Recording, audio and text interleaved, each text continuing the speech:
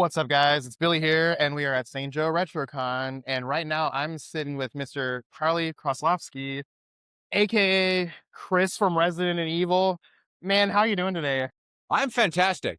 Um, I'm really loving the hospitality in St. Joseph. Everyone's so sweet and friendly, and just been having a great time. That's awesome. I guess Resident Evil's a pretty big franchise with lots of people who love this thing. And my question for you is, how does it personally feel knowing you're part of something that just people love it? It brings a lot of joy and a lot of fun. How does that make you feel? It's an incredible honor, to have just kind of been in the right place at the right time 30 years ago. The funny thing is, like, I didn't even know I was part of Resident Evil until about 2018. Long story short, they called it Biohazard, and I think they still call it Biohazard in Japan. And after we filmed it, I'm born and raised in Japan, but after we filmed that, I left, and I was a gamer until about then, till about '96. Gave my console away when I left, and just couldn't hack, like, staying up till 3, 4 in the morning playing Star Fox every night anymore. I was like, I'm an adult now. I need to be more responsible, and so I had no idea that they renamed it. Because of copyright issues, they renamed it to Resident Evil in the US and Europe, and um, they never credited us in the video game. They just put our first name in there, Okay. so no one knew who we were. I had no idea I was part of it, um, and you know, these super fans who'd been searching for us for decades Yeah. finally, like, tracked me down, and then that was kind of the impetus and how I'm now involved with uh, coming to conventions, and I'm really friendly with some content creators, and we've done some fan films and just having a ball with it. That's awesome. So for you, landing this role, tell us a little bit about what led up to that. How did that happen Sure. for you? So I'd always had the acting bug, did high school drama, things like that. Grew up in Japan, but I went to the American school, so kind of like an international school. And I came to the States to go to college, dropped out after about 3 semesters. And then my dad was like, it's time for you to come back. So I went back to Japan. I was working for my dad. Uh, he used to have an import export company there. And, but I still had the itch. I was like, wanting to get into acting. So I started doing some acting and modeling. Eventually, I got recruited by this agency called Inagawa Motoko Office. And they had kind of a different business model where guys like me who were bilingual, we were managing actors and voiceover artists. And we were also talent. And so I was like one of the talent agents in the agency uh, when the job came in from Capcom. And all they told us was it's for a video game. We've got no budget. And they gave us the sketches of the characters and said, we don't need an audition. Just choose the people, that are in your agency that look the most like these sketches. And so I was kind of a shoe-in for Chris. Um, Eric, who played Wesker, was someone that I worked with a lot. Sometimes I'd be representing him, but he was a freelancer, so he was with all the agencies. And so sometimes I was representing him, sometimes I was competing against him for an audition, things like that. But we were pretty close friends. Um, and like all the other characters, except for Rebecca, uh, uh, our agency supplied. And so Jason Durkee, who played Joseph, Inez, who played Jill, myself, um, Greg Smith, who played Barry, and Eric, who played Wesker. They were all from our agency. So I was representing them and also playing Chris. Okay, that's cool. Do you Was there a certain point down the road, obviously, from when you guys did that, that you'd be out and about and people would be like, "Oh my gosh, that's that guy from that game." So so we filmed it in August of '95. Game came out in March of '96. by April of 96, I got married. And she was from London. We moved to London.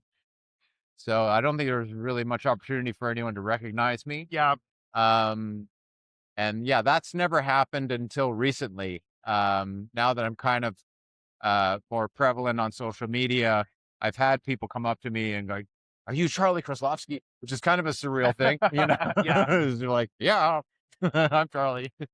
that's awesome. So has there been other things since then that you've taken part of or wanted to take part of, you know?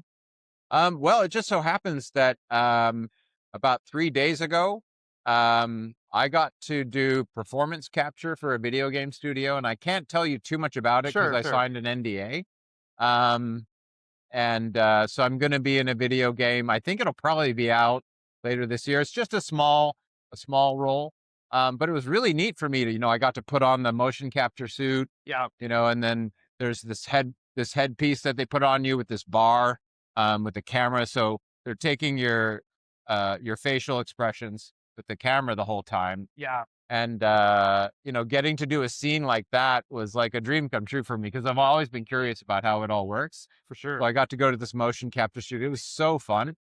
And previously, about, I don't know, 3, 4 years ago, um, I got to be friends with McKelly at Invader Studios. Okay. So I don't know if you know too much about Invader Studios. They're an Italian studio, and um, these were the guys who made a fan made Resident Evil game that was so good, and so close to like the real Capcom games that Capcom shut them down.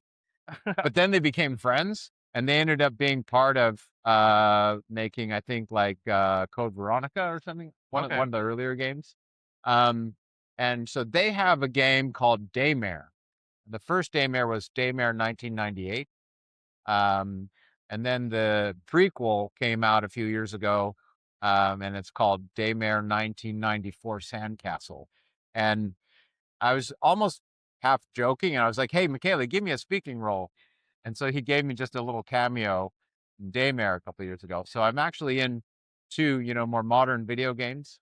Um, and I kind of subscribe to the idea that what is the phrase? It's like a rising tide lifts all boats. Yeah. And so I've had a lot of fans reach out to me, through social media, wanting me to do projects with them. And one of them is in Brazil.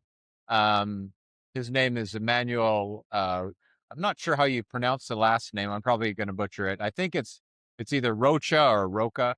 Um, I've never spoken with him because he doesn't speak English, but Yeah. we communicate over Instagram, and he's actually working on a video game where I've given him the 3D scan for my head. And same with Greg, the original Barry Burton. Um, and another friend, Annie, who is in a fan film with me. Um, so we're all going to be in his game, and it's Resident Evil inspired. Okay. And it's called Chronos, The Nightmare Begins.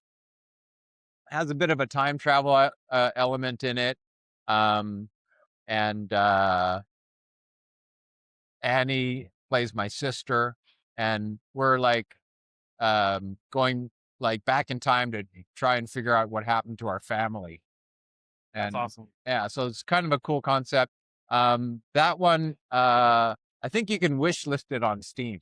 Okay. Yeah, so he's been working on it, I think, for like 4 or 5 years at this point. But he's just like a one-man show, Yeah. and his like graphics card um melted or something, like from overworking it. Yeah. And so he had to take a long break until he could afford to buy a new setup. But he's working on it again. I'm hoping it'll eventually come out. Yeah. That sounds awesome. Yeah. I'm a sucker for time travel. And then we've done fan films like that was kind of early on. Like around 2022, I got contacted by this filmmaker Andrew Salo, and I'm in a fan film called The Keeper's Diary, Okay. where I play the keeper. So for those who are familiar with the first game, there's a document that you find in the game that chronicles the downfall of this umbrella researcher. He's like experimenting on the dogs. and he gets infected by the virus, and he eventually becomes a zombie. Yeah. And so that's never been fleshed out. It's just like a document. And so his concept was, well, let's do that. Let's make a little side story about the keeper. So it's just like a 15-minute short film. And that film got a lot of attention with fans of the game, and was kind of the bridge that led us to the latest one we did, which is Resurrection. Okay. Resurrection is it's an original story, but it's written by people at the Residents of Evil, and they know all the Resident Evil canon like the back of their hand. So they wrote a story that takes place in 2022, and it feels like it could be canon, but it's just kind of a continuation of what happens after Resident Evil 7 and 8. Um, and we raised about $250,000 through crowdfunding and filmed that in Utah over 2 weeks. And That's awesome. it's on fire. Like, it just came out a few weeks ago, and I think we have like about 650,000 views already. Oh, So, great. yeah. That's really cool. Well, man, let's see, before we wrap things up, Sure. knowing that there's a handful of young people might be listening to this, do you have any words of advice for some young teenagers who are looking ahead of their future, hearing you tell this story, thinking like, man, I want to do something like that? Like, what would you say to those guys?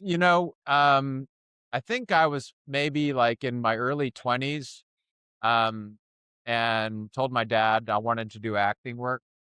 And he was like, "You're never going to make it, you know? Um, don't waste your time." And luckily I didn't listen to him. So my advice is just follow your dreams. And, even if you don't get to be an actor, like a working actor, you can still do it and still have fun with it. And these days, anybody can be a filmmaker. Right. It wasn't like that when I was coming up. Um, and if it's your passion, just do it, whether it's being an actor or making video games, or, whatever your passion is. Um, there's a way to do it, and don't let anyone tell you different. Awesome. Well, Charlie, thanks so much for your time today, For man. I sure. really appreciate it. And thanks for coming out here to the Uh, Midwest. let's